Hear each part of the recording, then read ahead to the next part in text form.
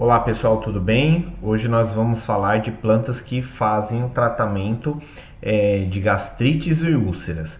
No vídeo anterior nós falamos sobre plantas que são auxiliares no tratamento de cálculos biliares e também da dispepsia. Bom, sobre a gastrite era uma inflamação que ela pode ser aguda ou crônica e essa inflamação ela se dá na mucosa do estômago, então naquela camada mais superficial que tem ali contato com o alimento, e isso se dá justamente por conta de uma grande concentração de ácido que é liberado, e esse ácido ele acaba agredindo essa mucosa. Aí você vai perguntar, mas essa mucosa não tem um tipo de proteção contra o próprio ácido estomacal? Sim, ela possui. O grande problema é que maus hábitos alimentares, como o excesso de carboidratos ou proteínas ou lipídios, e até mesmo a falta da digestão mecânica dos alimentos através da mastigação, pode provocar sobrecarga no estômago, e esse estômago vai liberar mais ácido do que o normal. Isso vai provocar a quebra de mucos que servem como proteção gástrica, né? O seu estômago produz um muco que protege, reveste o estômago e protege desse ácido. O grande problema é que a grande concentração de ácido vai fazer com que esse muco seja queimado, né? Seja destruído ali de uma certa forma por conta da ação desse ácido, e isso vai provocar uma lesão inicial no seu estômago, na parede do seu estômago. Essa lesão ela pode se estender, né? Então o sintoma inicial você vai ter azia, né? Porém, sem o tratamento adequado, né? Isso pode evoluir para uma inflamação dessa mucosa, e a inflamação é a gastrite.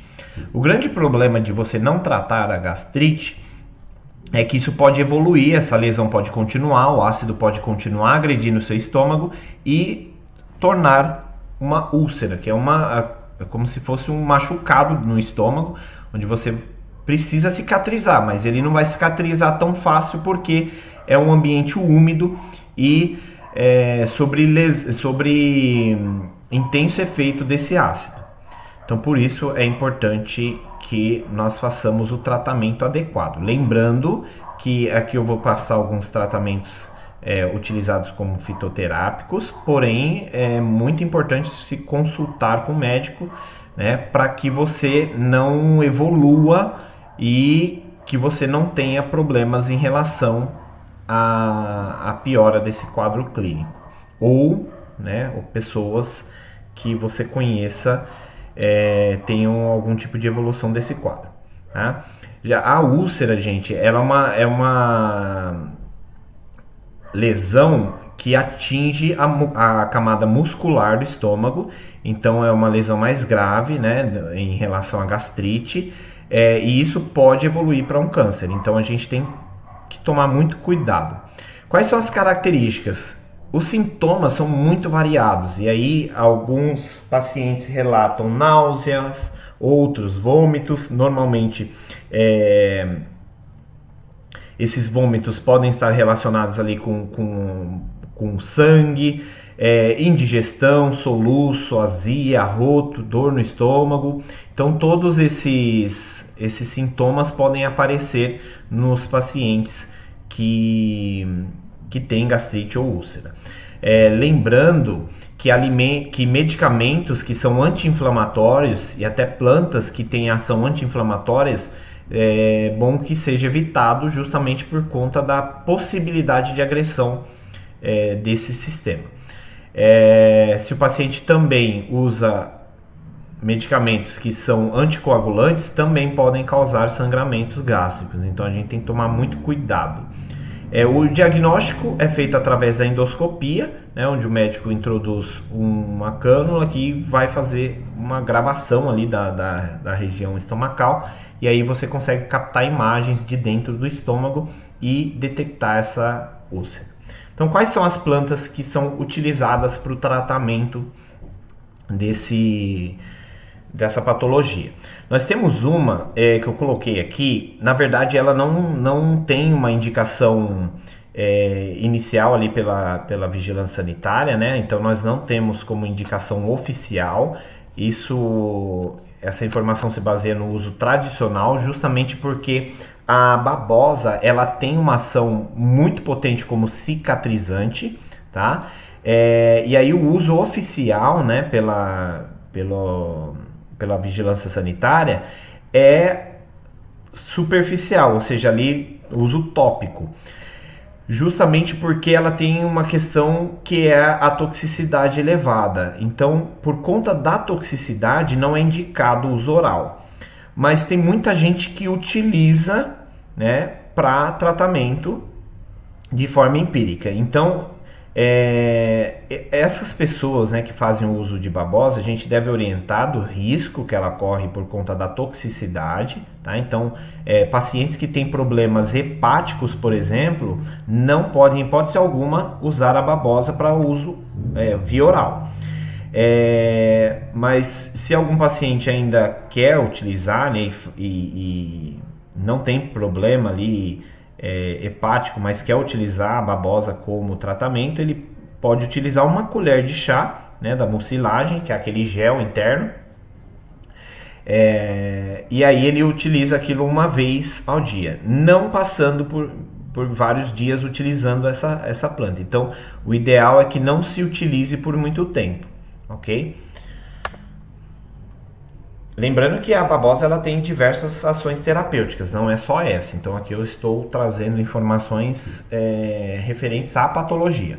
Aí nós temos a Maiternus ilicifolia, que é a espinheira santa, que tem diversas substâncias que podem auxiliar na acidez estomacal, né, por conta da presença de taninos. Os taninos eles têm uma característica importante, então plantas que possuem bastante tanino podem auxiliar no tratamento de gastrites e úlceras. Por quê?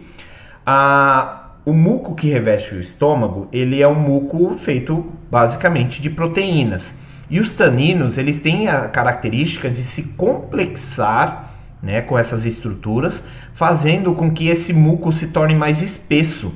E então, a pessoa fazendo uso de uma planta que tem a concentração elevada de taninos, esse muco vai se espessar, né, e ele vai formar uma proteção maior ali naquela região.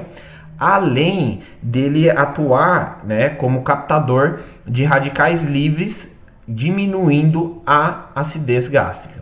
Então, nesse caso, a gente pode fazer o chá, né, da folha, usando de 20 a 30 gramas de planta para cada 1 litro de água.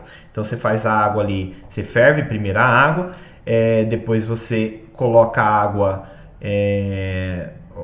água separada, né, e a folha nessa água quente por cerca de 15 minutos abafado, e ali você pode usar essa planta. Ela tem uma toxicidade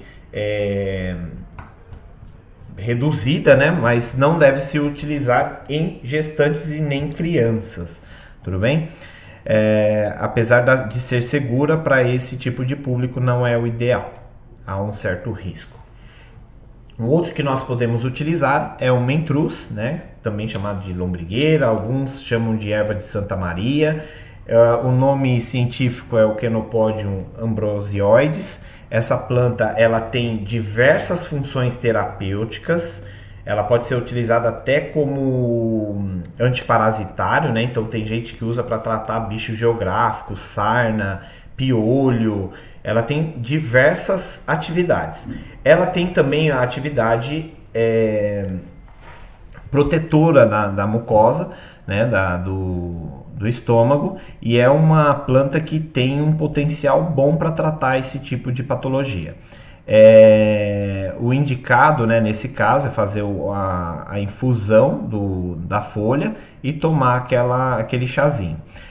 Lembrando que algumas pessoas costumam tomar mentruz com leite. Isso é mais comum para tratamento de, por exemplo, vermes e lombrigas, tá?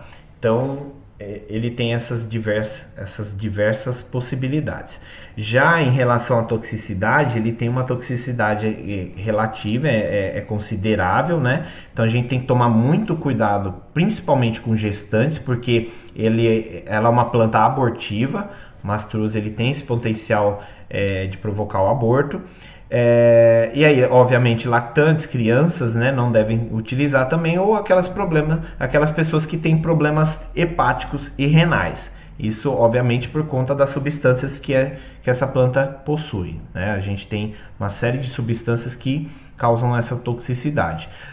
Algo que também é importante lembrar, pessoas que têm problemas auditivos também devem evitar o mastruz. Por quê? Porque ele tem uma possibilidade de causar efeitos relacionados à toxicidade otológica, ou seja, a toxicidade ali para a região do ouvido, e a pessoa poder até desenvolver surdez devido à utilização dessa planta. É comum também a pessoa apresentar alguns transtornos visuais e até mesmo chegar a convulsionar ou entrar em coma por conta da utilização em excesso dessa planta. Então, muito cuidado com o mastruz. E aí, para constipação, a gente fala no próximo vídeo. Até mais!